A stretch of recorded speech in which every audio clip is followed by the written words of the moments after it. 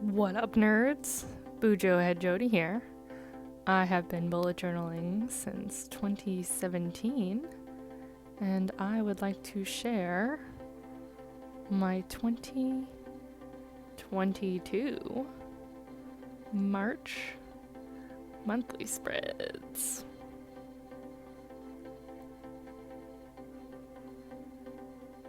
So we had some pretty simple spreads for January and February. And March, we are actually going back to a classic spread. I think you may have seen it in 2021. So we're getting a little bit fancier. We're actually using a lot of very not classic Bujo sort of like elements, but a lot of like this sort of, the fancy stuff. So we're doing some drop shadows, we're doing a lot of like banners, there's a lot of, everything's outlined, so it's going to take a very long time, it's very involved. I really like the color scheme of this though, and so I actually end up doing this for my March spreads pretty much every year now.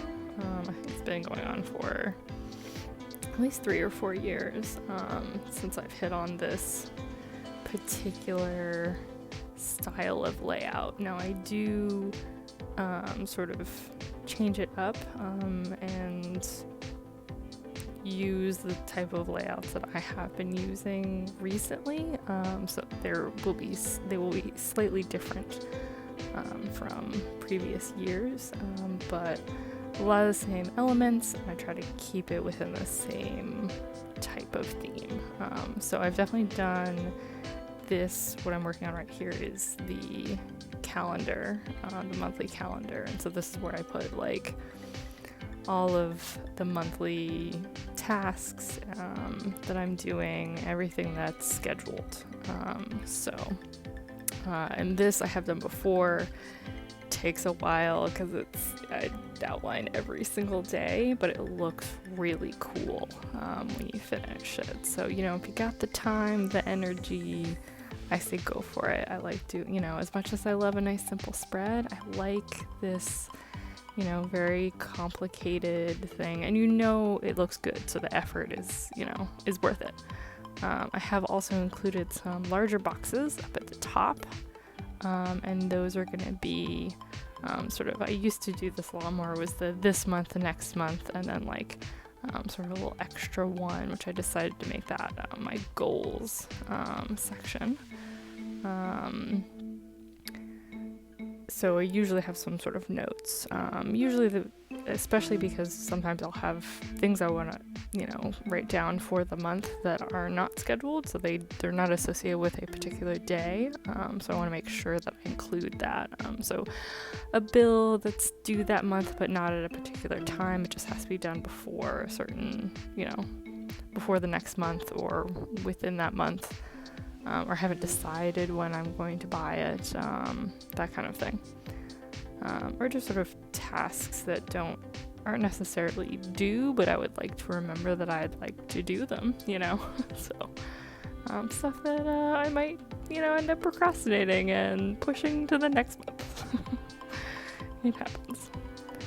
So I am outlining all of this in black.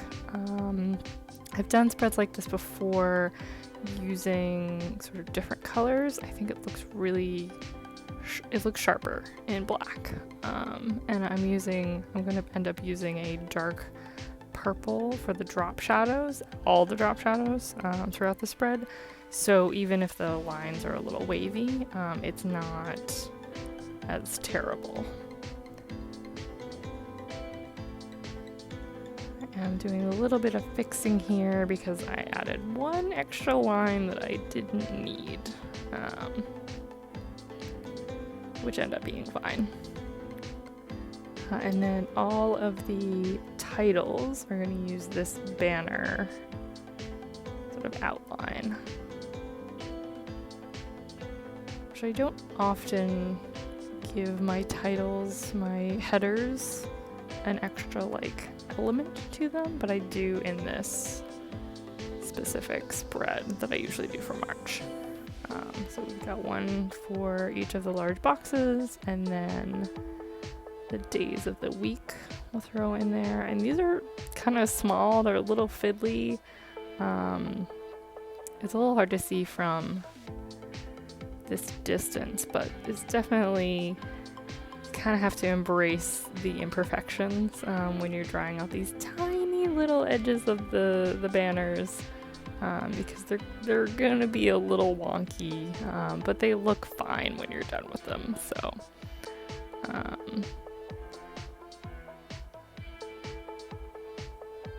definitely something that you have to embrace if you're a perfectionist.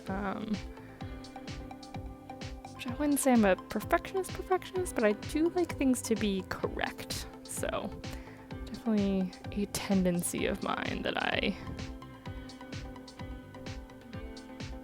always, I feel it creeping up on me, you know? It's not always there, but especially for these little banners, sometimes it drives me a little crazy. So here I go in with this darker purple. So that's going to be basically anything as a drop shadow. I also use it on the little banners as sort of like the backing color.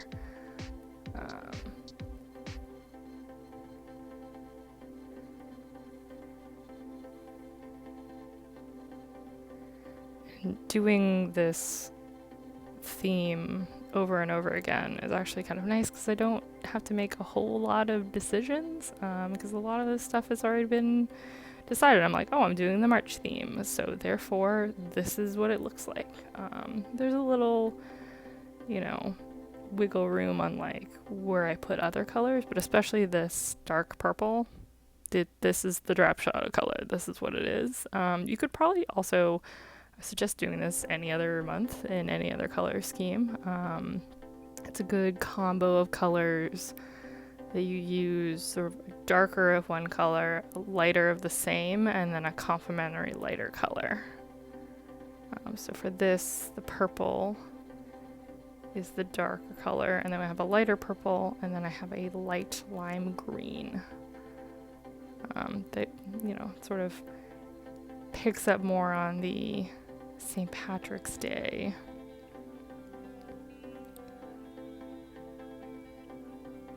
For March.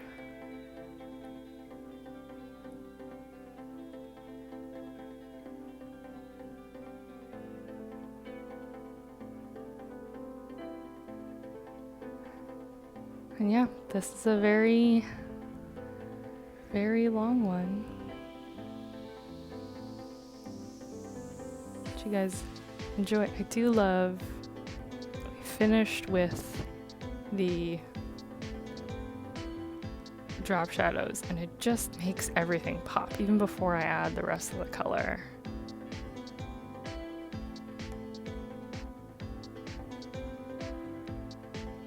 So now we go in with the two lighter colors, and I'm sort of alternating them.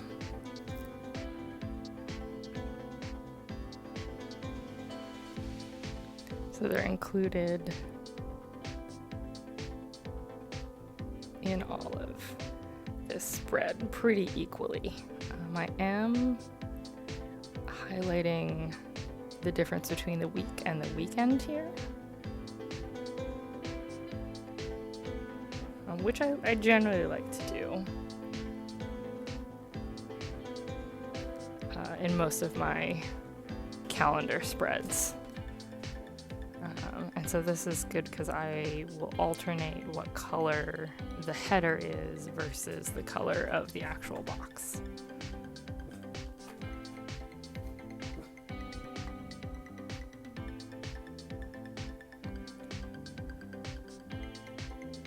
And then the same goes with the boxes up top. So do the alternating color of the box, color of the header. So I think, especially on this page, it integrates it pretty well.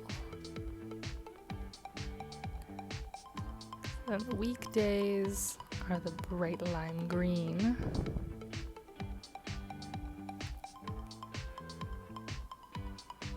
And the weekends are the purple.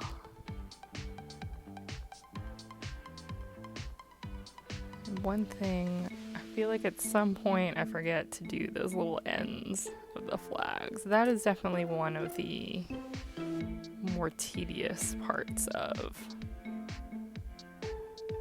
this, is that those little flag ends are kind of a weird thing to color in. You kind of gotta do a little figure 8.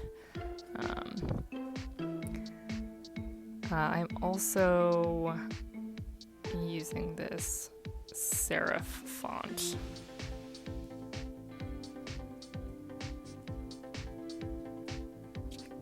You can't see quite well from this angle. But the first box is this month, the second is goals, and the third is next month. And then each of these are the day of the week.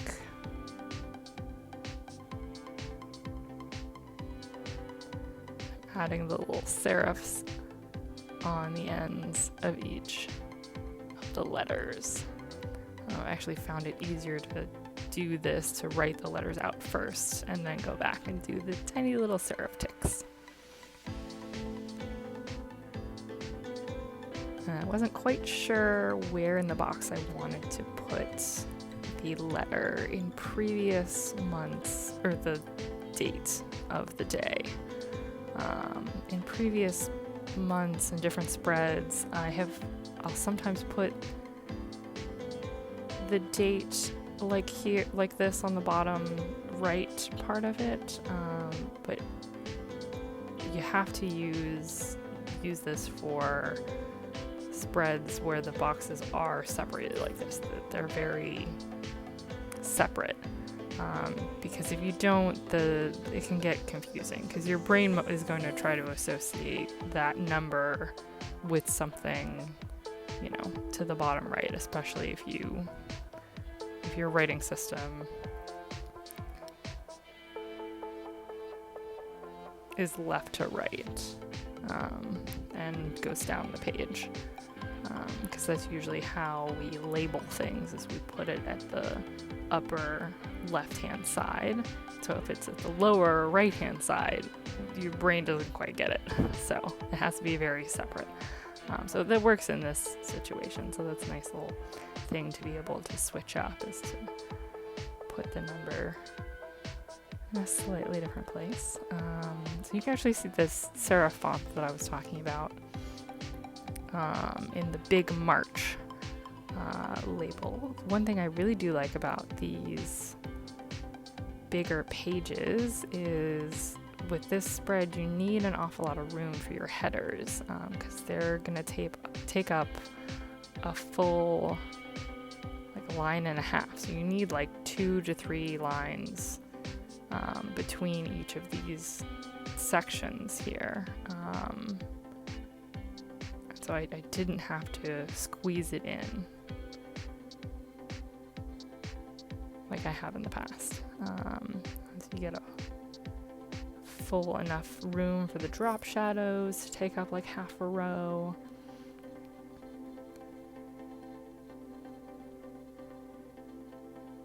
And then you get a big, bold monthly header. Lots of room. Doesn't look squished. And this is the financial spread that I've been doing for every month since I've been bullet journaling. So slightly different some months. I've tried some experimental things. I always pretty much come back to something similar to this. And I used to not separate out these 3 different sections. But this is basically what I've been doing for the past at least 2 years, 3 years probably. So we got the big top section with our assets, so my checking accounts, savings accounts, cash. The second largest section with the debts, which is basically all my credit cards, which I do not keep any balances on. I pay those all off, but I do like to keep track because I usually pay them off on the 1st. So their beginning balances do have something, and their end balances sometimes do as well. And then the final smallest section down there, which are my targets, which is the spending targets and the hours targets that I want to have.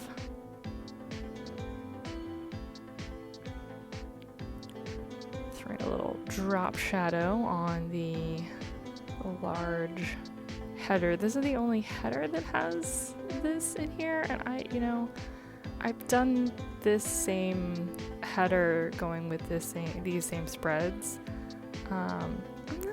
This is probably the weakest part of these spreads. I really do like using the banner. I've used a very large banner before, and I kind of liked that better. I might go back to that, having the free floating header not sort of encapsulated in this any sort of banner.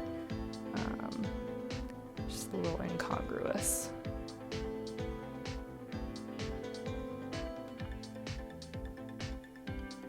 We have 3 sections, and then each column, one is basically, the first one is listing out what the accounts are called or what the category is called. The second there is the starting balance. Third is the ending balance. And the last column there that has the extra total section up at the top is the change, which lately I've been calling delta. I'll call back to my math and science roots. Delta means change. So color scheme here, pretty easy. We are using our dark color as the drop shadow, and then alternating the 2 lighter colors so that when it's in the body of the rectangle, then the other color is used as its banner colors. And I did decide, because I used more of the light green in the weekday boxes on the left side of this spread, that the more dominant color on the right side was going to be this lighter purple. Filling in all of the headers now.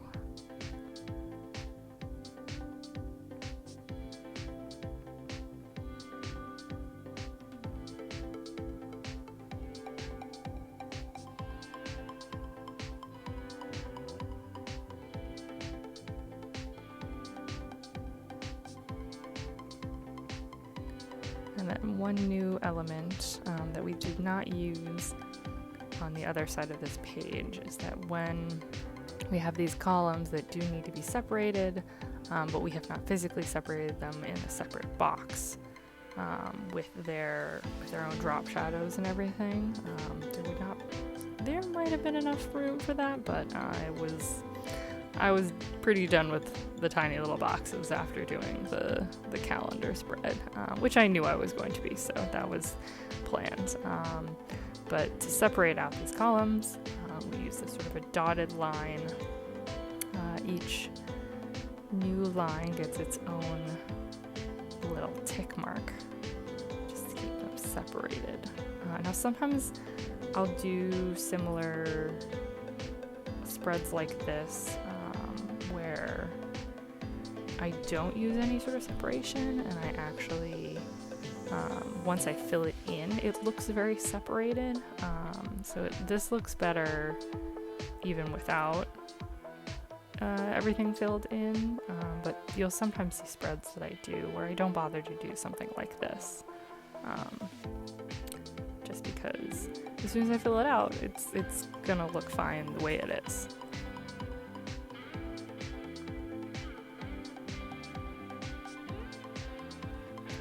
So we have our second set of pages. Yes, we've only done 2 pages so far. There are only 4 pages in these monthly spreads. Keep it pretty simple. So we're doing a big brain dump up at the top here.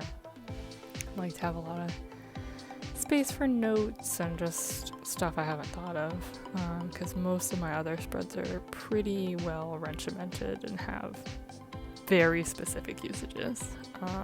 And then this spread, this section down here at the bottom, it is my hours spread, which you have all seen before if you've seen any of my monthly spreads. So these are going to be across the top here: date, hours, total, income, and then increase. And then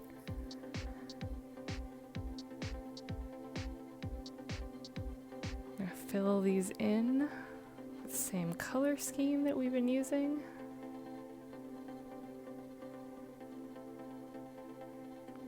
So we have our dark purple here. Now I'm using the non-chisel tip side of the mild liner, just because it's a little bit easier to get in these thinner lines here.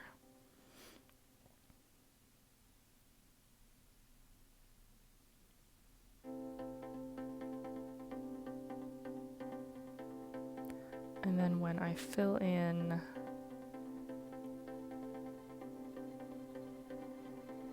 both the banners, the main area of the banner, and these lines, here I am using the chisel tip of the mild liner. And it doesn't cover a full line in the bullet journal, so like when I'm coloring in the banner there, it's actually like a line and a half, so I have to go over it twice. But when I'm using it to denote these separate lines, like I am now, like I was 5 seconds ago, I only use one line per line. It's just faster. It ends up looking fine. So there's a little bit more white space in there.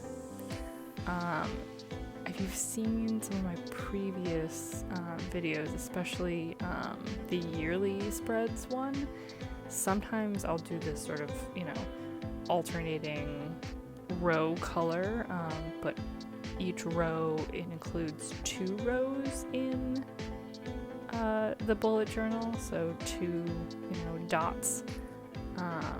In that case, that usually ends up being just enough that 3 passes of the chisel tip work out perfectly.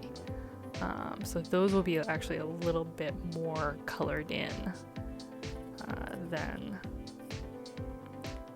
these one-on, one-off color lines. So then no separate columns in the brain dump, but using the same dotted line technique. This is a little tedious, this part, just because each line gets its own like a little dash to it. So I've done other sort of dotted lines that are a little bit more spaced out. But I kind of, with this spread, I like the look of the almost a solid line.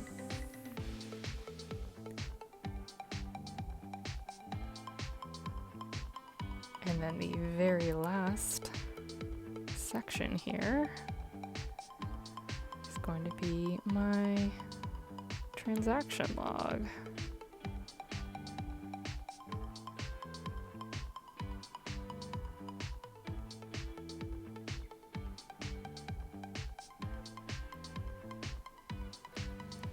And these columns will be labeled date, amount, account, total, description, which I have it shorter as just DESC. And then the last one right there is the budget, which that is only certain transactions will I count in with that. It's basically anything going out of my accounts, nothing transferred, and my rent is not included in that.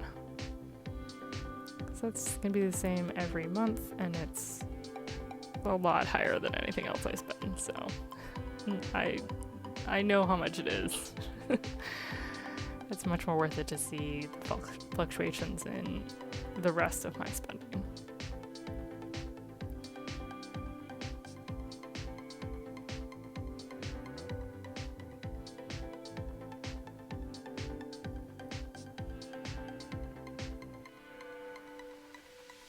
And we're using the same color schemes.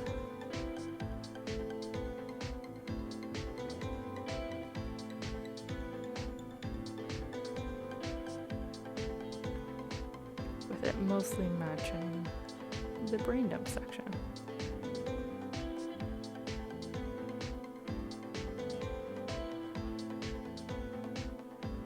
So we got this nice lime green being very prominent.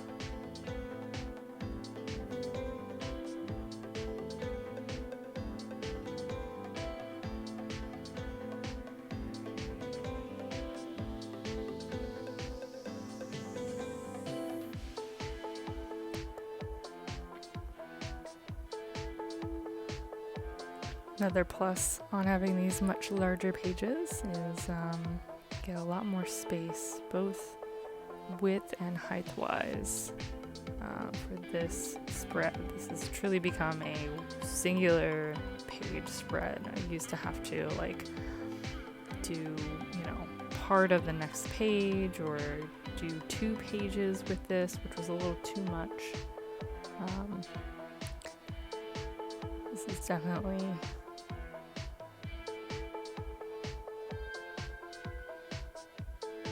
a plus. Although, so the hour spread is sometimes a little frustrating. Not frustrating, but I haven't quite got that nailed down yet because it does not take up a full 1/2 of the page. So something else needs to go in there. I did like using the brain dump for this one, but in other months I make different decisions. So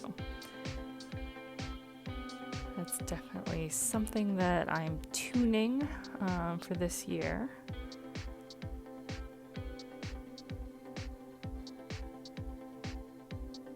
And it is a good problem to have, too much space.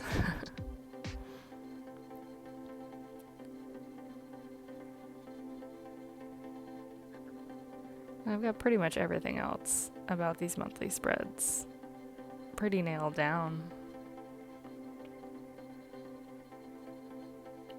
There's always going to be a calendar. There's always going to be a little extra section for notes near the calendar. Always have my hours spread. Always have my transaction spread. And the rest of these. So thanks a lot. Bye.